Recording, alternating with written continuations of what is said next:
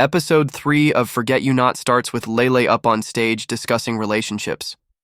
She brings up how there are double standards when you're falling in or falling out of love, while Lele's own tumultuous ride with Chang Kai comes crashing down around her.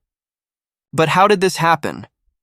Well, we cut back in time and see the full context of their messy relationship in this episode. Kai continues to head out and view all of Lele's sets. He visits her at the mart, and the pair continue to flirt and hang out too. While they're in their honeymoon period, Kai receives a message come through about finally being made partner of the law firm. Not long after, he proposes to her over dinner and the pair get engaged. The earlier scenes soon change, though, from their initial fun and laughter to more comfortable tranquility together. We can already start to see the cracks in their relationship. Here, as the pair forget the reason why they fell in love in the first place. Most notably, though, it comes from Kai no longer showing up at her sets. While this is going on, Kwang Chi continues to ride his bike and cause drama back home. They have a bit of a plumbing mishap, and it causes Lele to completely forget about an important dinner with Kai's colleagues. He's a man in high demand, and the lawyers want him to spread his wings and head abroad. Kaitho is going to think about it, but he's not happy about his wife's absence. When Lele realizes she's late, she rushes out to try and make it to the dinner. She does eventually show up, but she's a complete mess and embarrasses Kai in the process.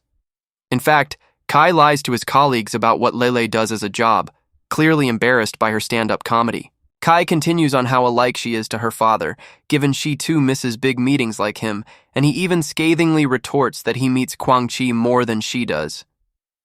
Kai wants to spend more time with his wife, and despite what made him fall in love with her in the first place, he wants her to change. Kai brings up their finances and how he has enough to support them both, gently encouraging her to be a stay-at-home mom. Lele is not that sort of person, though, and she's uncomfortable bending to his whims, let alone fitting into a social circle she's alien to.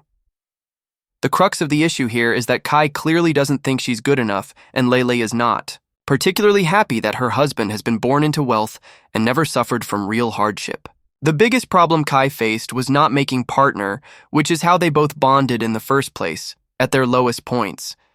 Kai is a very different person and doesn't understand why Lele does her stand-up comedy. In the end, he admits he wants her to quit the gigs altogether, which is not something she's willing to do.